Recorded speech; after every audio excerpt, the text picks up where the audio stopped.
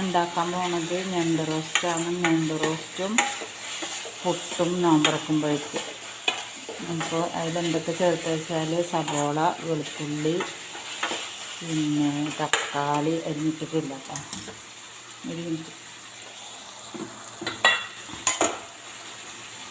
തക്കാളി ഇടാൻ പോകാം കേട്ടോ.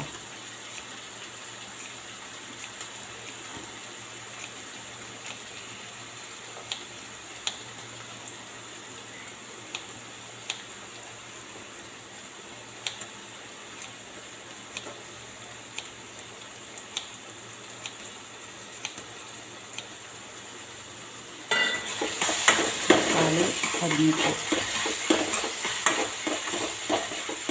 ഈ മസാലകളിടണം.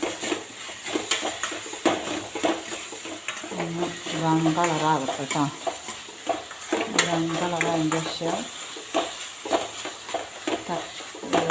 മസാലയിലിടാം. അപ്പം ഇന്ന് ലാസ്റ്റ് നോമ്പാണെങ്കിൽ ഇന്ന് പുട്ടും ഞണ്ട് റോസ്റ്റും. ഞാനിങ്ങനെയാണ് ഉണ്ടാക്കുക. നിങ്ങളെങ്ങനെ ഉണ്ടാക്കണമെന്ന് എനിക്കറിയില്ല.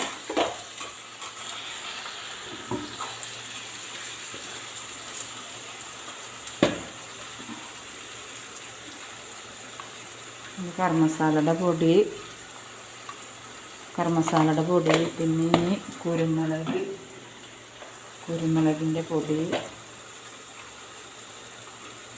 പിന്നെ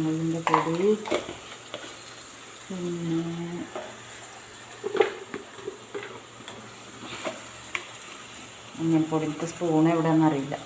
മഞ്ഞൾപ്പൊടി,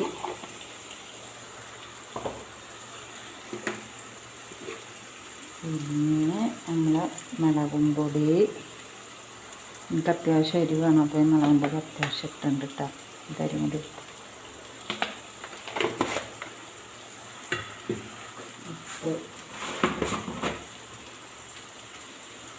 ഇത്തിരി ഉപ്പിട്ടിട്ടുണ്ടായിരുന്നു ഉള്ളി കാട്ടുമ്പോൾ. ഇനി തരി കൂടി ഇട്ടുണ്ട് കേട്ടോ. അങ്ങനെ നല്ലോണം ഒന്ന് ഇളക്കി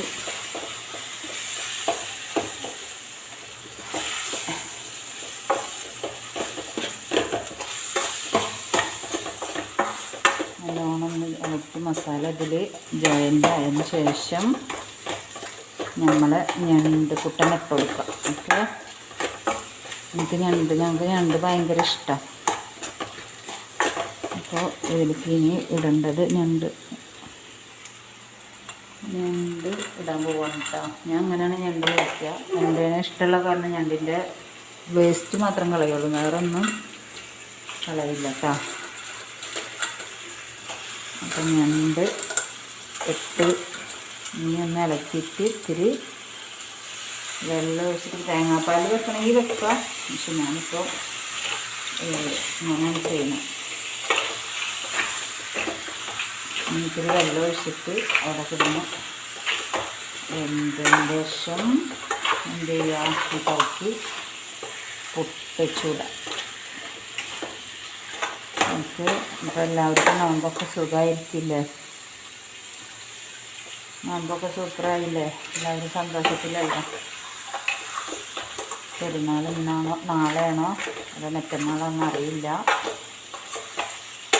അപ്പോൾ ലാസ്റ്റാണെങ്കിൽ ലാസ്റ്റത്തെ ഞണ്ട് റോസ്റ്റും പുട്ടും ആണ് ഞങ്ങൾക്ക് കേട്ടോ. അപ്പോൾ ഇത്തിരി വെള്ളം ഒഴിക്കട്ടെ കേട്ടോ.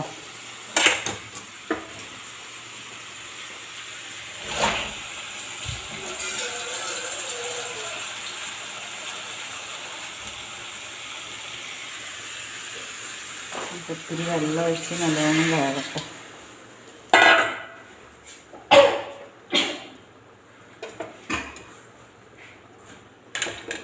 വെള്ളം ഒഴിച്ച് അടച്ച് വെച്ചിട്ട് നല്ലോണം വെന്തതിന് ശേഷം